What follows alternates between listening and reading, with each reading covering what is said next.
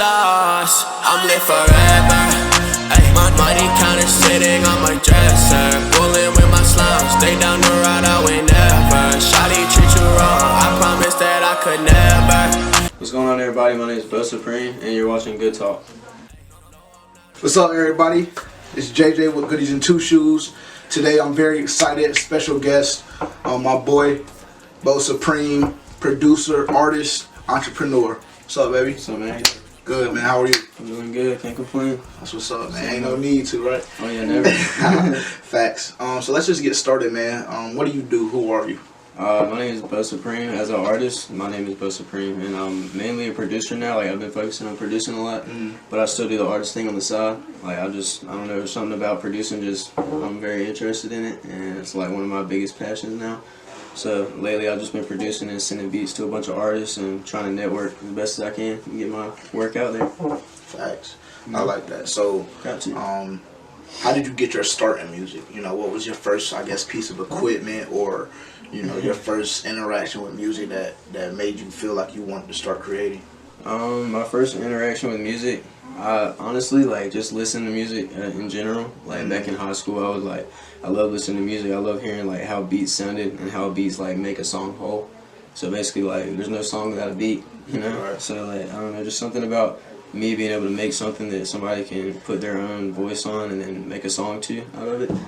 That's the coolest thing ever to me. I think that's cool. And I like seeing people get on my stuff. It makes me feel good. You know what I'm saying? I feel that. So how do you feel about kind of, I guess you would say, the running problem right now with producers not necessarily getting the credit that they deserve, whether it be in royalties, you know, payments, whatever may have you, because there's a lot of instances, numerous instances where, you know, a guy will send a beat out in a beat pack or whatever may have you, you know, and then a month later you'll hear one of the world's biggest stars on that track, and then you can't get in contact with them. So how do you feel about that?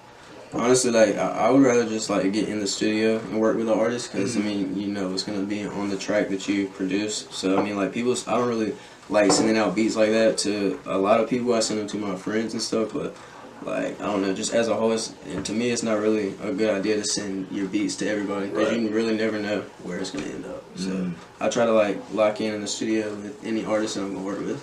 Right. So you started making music first as a recording artist.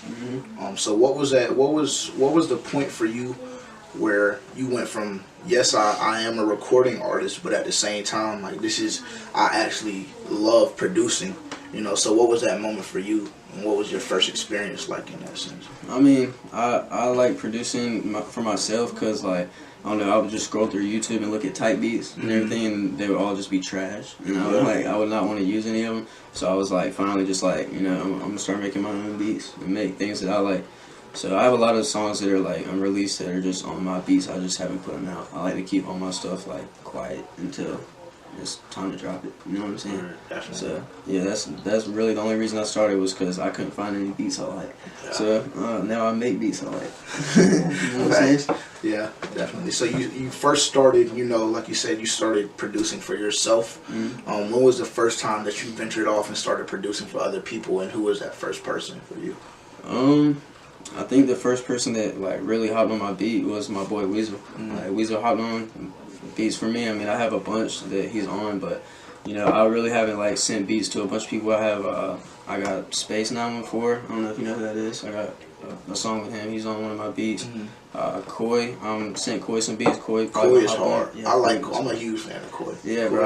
I met him when I was in LA. I gave him a beat, and hopefully he makes some fire to it. We'll see. And then Space, I was in the studio with him there too. So yeah, we're gonna lock in. But most of my people that are on my beats are just, like, people I know and people that I've locked in with. So I try to keep it that way, because, I mean, it's cool to have all these other artists from around the world jumping on, but still, like, at the same time, it's better to just, like, know the person that's on it, because they'll tell you when the song drops and they'll give you credit for it, instead of just some random person just putting "Pride by Me" in the title. You know what I'm saying? That's not really doing as much. Word. So do you ever experience? Do you ever feel like you have a difficult time with getting your recognition? Kind of going back to the first question, but in a different way. Do you feel like, for you personally, have you ever run into that problem? And how how does that make you feel? I guess you know what I'm saying. Bro, honestly, the recognition thing is like mainly the recognition thing. It's just me being an artist and a producer. Obviously, everybody wants the attention from it. You know, like everybody wants everybody to see that their work's good and see that what they're doing. But for me, it's honestly just been like I really don't care like who likes my stuff. You know, it's like whoever likes it, they like it. If you want to stream my music, stream it. But I've never been the type to like force my music on anybody. You know what I'm saying? Like I don't send links out to anybody because I feel like just as a person, me sending a link out, it's kind of like, you know, people are just gonna look at the link and they're not really gonna pay attention to it. Yeah. So like I would rather them see what I post and then just be like, okay, yeah, I'm about to go check that out and see what it's talking about. So I try to like stay to myself and get everybody to pay attention the best I can, and that's all I can ask for. I understand that. But being in the profession that you're in, that you're in, do you feel like that outlook could possibly be down the road problematic? Because at the end of the day, you are an artist, you know what I'm saying? So you being an artist, people, you know, it's kind of a requirement for certain people to like your music. So with that particular outlook that you just referred to in your last answer, do you feel like down the line that will become problematic for you? Oh yeah, I definitely feel like that will, because like, I don't know, obviously like I said, you want as many people as possible to like your stuff, but I mean, convincing the people that already have a say in the game is kind of like, that's a big point. So I try to like make everything that I do the best I can, and really the only thing that I ever need to work on is my mixing, like mixing the beats and mixing my vocals and stuff. That's the only thing that I've really like ever had problems with, but I can always just get help, you know, like send it to one of my boys or something. But yeah, that's basically it. Right. So what was your first piece of equipment that you started using that's so funny, for recording or, you know, making beats? Bro, I had a little, like, it was like a little Samson mic. It was like, it had little 3 stands on it. It had like 3 legs on it, and it was like this big. And I would just like, I'd sit right here at my desk and just like hold it and talk into it and stuff. So, you know, that's what I started out on, and that was like in high school. And now I have what's behind me. That's the whole setup. Yeah, that's the good word right there. That one makes you sound clear. It sounds a lot better than my first one. You know, the first one was just like, it was a USB mic. You could plug it in. Oh, okay. Yeah. So that kind of loses like the quality of it as soon as you plug that USB port in, the quality is already down. Bro, you can hear everything. Like you can hear like the little static in the air. It's weird. Yeah. Facts. So definitely for any artist, you gotta get a condenser mic. Don't mess with the USB mics. So if you don't mind sharing, what software do you use? Whether it be beat making or recording? For beat making, I use FL Studio, and for recording my voice, I use Logic. But I can really record my voice in both. I like recording Logic because I have my vocal preset in there, and it just like I can load it up and just put my vocal preset and start recording. It's not like I don't have to put any plugins on my voice or anything. It's just all sitting there ready. So I usually just record in Logic. Cool.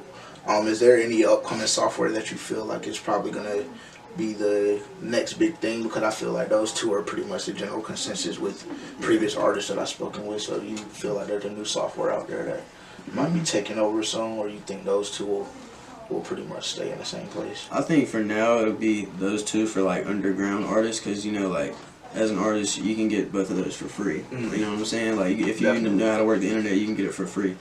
But like as you get more up in the platform, I guess, like when I went to LA, all they were using was Pro Tools.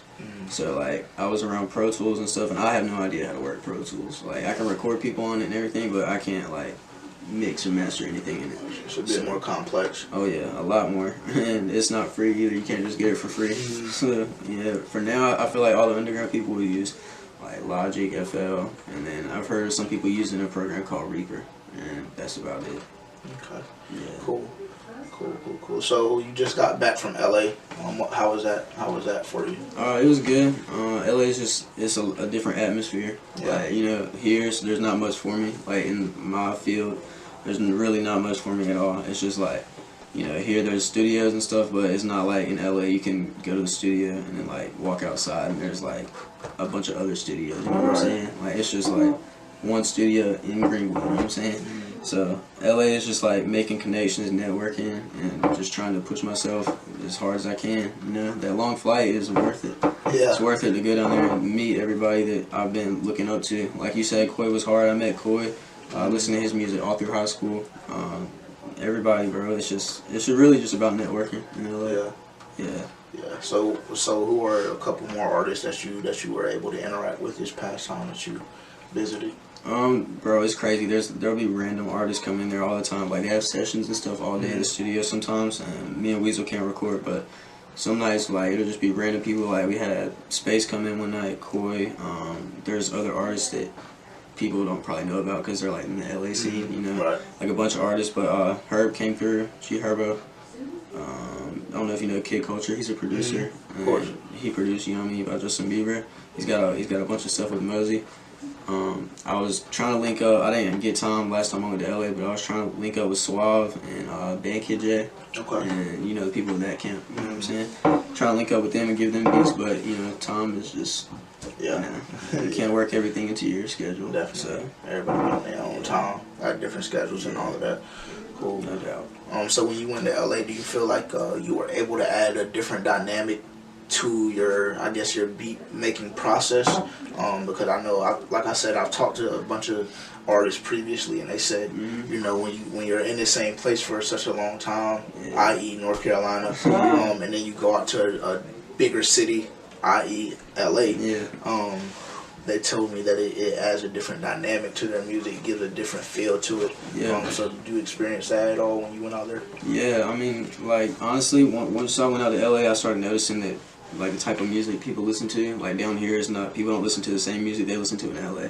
Like, I would be in the car with people, and they would just be playing music that, like, I would never hear any of my friends play in the car, you know what I'm saying? And, like, all the music that they sample and stuff, like, it's music I haven't heard or just old songs, you know what I'm saying? So, like, and just being in LA, the atmosphere out there is just different. Like, you walk outside, and, like, it's just something different about LA. You just feel like you're doing something when you're in LA, you know what I'm saying? And, like, obviously, we're there working. We're not there just to make it look cool, you know what I'm saying? A lot of people go to LA just to, like, look cool. And for the IG. Yeah, for Instagram. Yeah. But, like, no, we really got moves coming in, and, like, we really be working. Like, I be trying to work every day, and, yeah, that's all I can do. Thanks. So you mentioned G Herbo came through the studio, whatever. I know that him and Weasel have something coming up. So were you able to get on that track? No, I wasn't here when they recorded that track. But, okay. You know, but like when I'm around there, I'm sure like I can make a beat or something. You know, you never know what can happen. Yeah. So I'm just praying that we get in the studio one day and I'll just happen to be making a beat in front of him or any artist that's like, you know, upstander. You know what I'm saying? Like I like being in the studio with artists that know what they're doing. You know what I'm saying? Get stuff done. Yeah. And I feel like Herb is one of those artists that can just like spit and just get it done quick. You know what I'm saying? And I can make a beat in 10 minutes and him just be on it. You know what I'm saying? Hit. Yeah, quick. Yeah, like he's got that potential. Like he can make a hit out of like the quickest song. You know what I'm saying? So, but yeah, Weasel. The songs I have with Weasel, those are definitely fire. And when they drop, it's gonna go crazy. So how did you get your name BeauSupreme? Where did that come from? Bro, like at first my name was just Beau. Like I just had like on all platforms it was just Beau. Like Apple Music, Spotify, everything, it just said Beau. Yeah. And like I was thinking for the longest time, I was like, you know, if this music thing got serious, you know, it started to take off, like would I want my name to just be Beau? Right. You know what I'm saying? Like there's a lot of Beaux out there, low key, like you know what I'm saying? Like you don't see that many, but there's definitely more. So I was just like, you know, like what can I add to my name to like make it so I'm the only one, you know what I'm saying? And like on all platforms there was another Beau. So like I was uploading my music and it would just go to like somebody else's thing. Yeah. So I was like, yeah, I need to add something. And then I was just like, I was sitting here looking at my computer and I had this sticker on my computer for the longest. And I was just like, it's a Supreme sticker. And I was just like, BeauSupreme, like why not? You know, I really just needed something to put like to have my own platform. You know what I'm saying? So I could have my own Apple Music, Spotify. So I just did that, and I'm the only BeauSupreme on there. So that's why I did it. That's what's up. Mission accomplished. You know? Facts. Got to. So I spoke to Deucey about this Deucey Gold, and it was in a different way, I guess you could say. In this city, you know, there's a lot of things going on. Yeah. A lot of people have a lot of opinions and they don't care to keep them to themselves. You know, a lot of people like sharing them. So how do you feel? Like, how do you deal with, you know, the people that you're at this level now? How do you deal with the people that previously doubted you? You know what I'm saying? When you first started doing this, kind of brushing you off or whatever. Like, what are you doing? Why are you wasting your time? How do you deal with those kind of people? Bro, like honestly, like the amount of like doubt that me and all my boys had like in this music stuff, it was just like it's crazy. Like I seen people that like I thought were like close friends with me, like turn into like not my friends just because of like what I do. You know what I mean? And the way I look at it is like other people, like the people I'm talking about, not trying to throw no names in anything, but the people I'm talking about would rather go sit behind the desk all day, you know what I'm saying, and work and just sit there all day and just work for somebody else, you know what I'm saying? And I've been the person that was just like, I always wanted to like do my own thing, and like somebody told me that like it's never really work if you're enjoying what you're doing. Facts. So like this is what I enjoy doing, and I definitely see that you can make money and make a job off of it. So the way I look at it is, I mean, if my pockets are okay, then I feel like that's the only thing that should really anybody should be thinking about. Right. You know what I'm saying? I do what I do for my money. You do what you do for your money, and that's what I think people should just mind their business. I don't bother anybody, and I try not to be bothered. Definitely. You know what I'm saying? Yeah. So. And I think just going back to kind of, you know, you mentioned the people that are hating or whatever. Yeah. You know, they rather be behind a desk or whatever, you know, working for somebody else instead of doing their own thing. And I feel like that's just a systematical misconception in a way. You see what I'm saying? Because that's what we were taught, you know. We were taught to go to school for 12 years, first 12 years of your life or whatever, you know, then go to college, get your degree, and then, you know, hopefully you get a job, right? You know Right, but there's creatives out here, you know, different people that do their own things and they're relatively successful. So that's part of the message that I kind of want to spread too, is that, you know, you don't have to. It's not only just one way. You know what I'm saying? There's multiple ways to get it out here. There's so many ways. That's the thing. Like you can literally have a job off anything. Like it's so easy for a lot of people. Like you know what I'm saying? Anybody can like whatever your passion is, like art, music, whatever you want to do. Like there's a field for you. You know what I'm saying? Like there's no need to hold yourself back like because of what other people say. You know what I'm saying? Like. My parents still tell me about getting a job all the time, you know what I'm saying? Like, because it is extra money, and like I do stuff on the side, you know what I'm saying? Yeah. But like, still, I feel like eventually it's gonna be to the point where all this beat making and stuff just takes me to a point where I don't need that. So I'm just supplying myself until that time, you know what I'm saying? Definitely. So I'm keeping up with myself until I get to that point, and once I get to that point, then I can feel like I made it, where I'm living like by myself off of beats and everything. So how do you deal with that? Because you mentioned your parents, you know what I'm saying? So, I mean, I'm sure there's a lot of viewers or whatever may have, you know, they're facing that pressure as well. Yeah. So how do you personally deal with that, you know? Because everybody is different. Everybody has their, you know, their own outlook on specific things. But, you know, how do you deal with that? Honestly, my mom and dad are pretty supportive of, like, what I do. Like, they know I sit in my room and make beats, like, all the time. Like, they'll complain about the thumping sometimes because of the 808s, everything hitting, you know what I'm saying? But, honestly, I feel like your parents are, like, in some cases, your biggest supporters, you know what I'm saying? Like, my mom has been by my side the whole time. Like, she knows what I want to do, and she's always been, like, a strong supporter of, like, what I'm doing and making sure that I'm doing what I'm supposed to do, you know what I'm saying? So she's never really had an issue with any of it. My dad neither. Like, my dad has looked out for me, like, in the whole time I've been making music and everything. And, you know, I'm thankful for the parents that I do have, because I feel like some of the viewers and other artists around the world may not have that parental guidance, you know what I'm saying? And, like, may not have parents to look out for what they're doing and pushing them on the right path to where they need to be. Yeah. But I definitely give credit to my parents for that, because they've never, like, blindsided me or anything, like, never pushed me to the curb. They've always, like, tried to make sure that I was doing what I need to do to get to where I need to be. But I mean, there's other situations where, like, kids, I understand, like, coming out to your parents about, like, making music is kind of hard, you know what I'm saying? Like, people don't like, they'll be like, you know, I'm scared to tell my mom and all that, but, like, I kind of just told them, like, because, you know, you can't help what you like doing. Right. So I just kind of told them, and they were with it, so, you know what I'm saying? And they saw, like, the revenue part, like, coming in, you know what I'm saying? So if they see a little bit of, like, progression and money coming off of it, I feel like it's not that big of a deal. So, yeah. So what would your message be to the artists that do suffer from, you know, the parent side of everything? What would your message be to them? My honest message would be, like, even if, say that you don't have the parents for that, or say that your parents aren't providing you with everything you needed, and you don't have somebody to lean on for stuff like that, I would just, like, honestly, bro, you don't need anybody. Like, that's the way I've always felt. It's like, you don't need anybody. So if you know where your head's at and know what you're doing, and you set out goals for yourself, like not even like a monthly goal. I set myself like weekly goals. You know what I'm saying? Like what I'm trying to do every day of every week. I try to like set it out. What's in the plan? Like I force myself to make 3 beats before I go to sleep every night. So like there's little things like that. You know, hard work always is gonna pay off, in my opinion. Like hard work has always beat talent when talent don't work hard. You know what I'm saying? That's facts. So just me as a person, I've always tried to be the one that works hard, because you know you can have all the talent, but if you don't use it, there's not really any point. But you can definitely be talented without having any help. You know what I'm saying? Definitely. No doubt. Got you. So let's go to the clothing side of it. Being an artist, you know what I'm saying? That's a big part, you know, in growing your brand and, you know, getting yourself out there. Yeah. So what brands right now do you enjoy the most?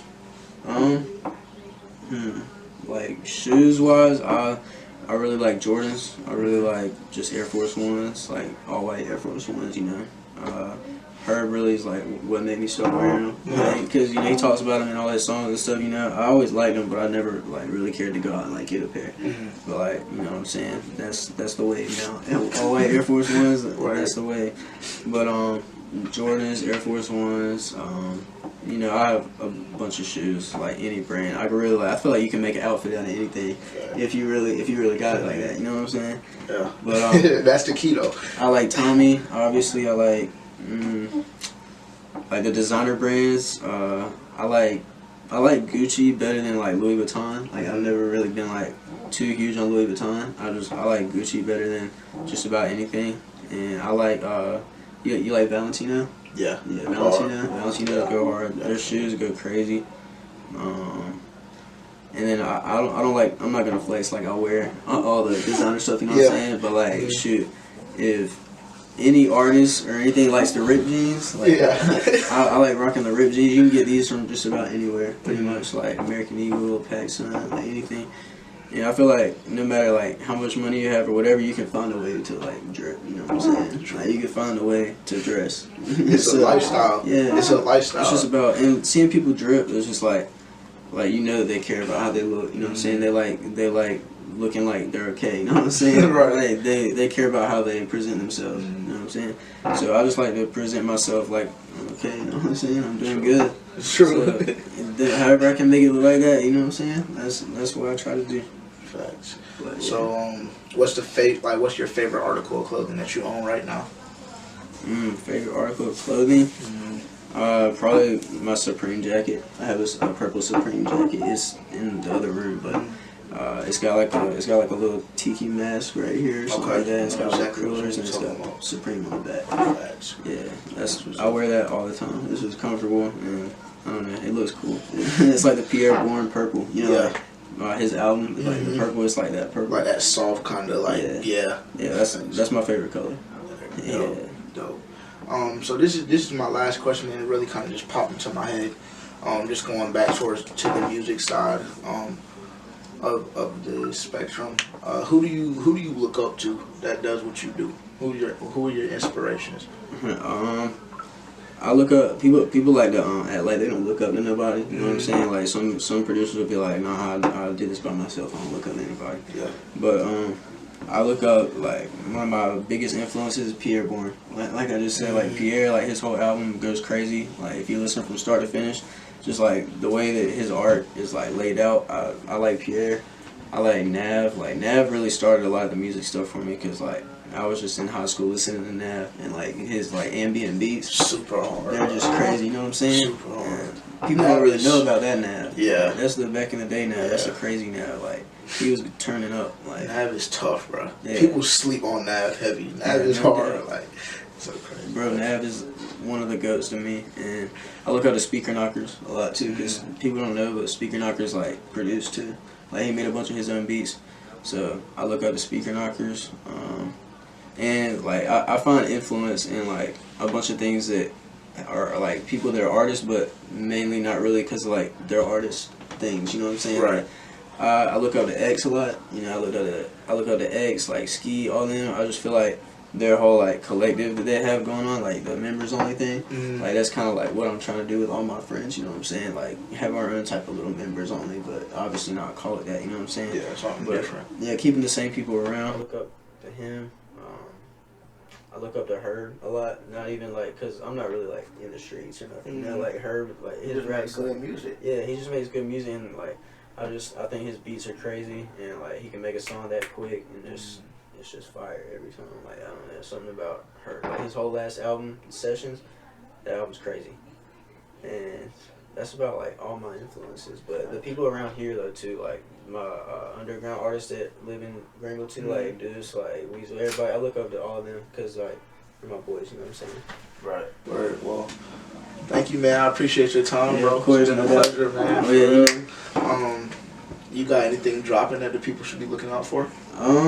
As of right now, I have a lot of unreleased music that I haven't put out. I'm just kind of like picking and choosing which song I want to put out. Yeah. But I'm gonna be like a lot different about how I drop music now. Like I'm trying to like drop singles for now until I get to the point where I can put a professional album together. Like I'll make albums sitting in here and everything, but it's not the same as like sitting in the studio and recording for 8 hours straight, making different songs. You know what I'm saying? So for right now, it's just singles, and that's about it. Cool. Yeah. All right, dope. Well, like I said, I appreciate your time, man. No doubt. You guys have watched an exclusive episode of Good Talk. I'm JJ. He's BeauSupreme. We out. Peace. Thanks for watching. Make sure to like the video, subscribe, and drop a comment below. Peace. I got a sauce.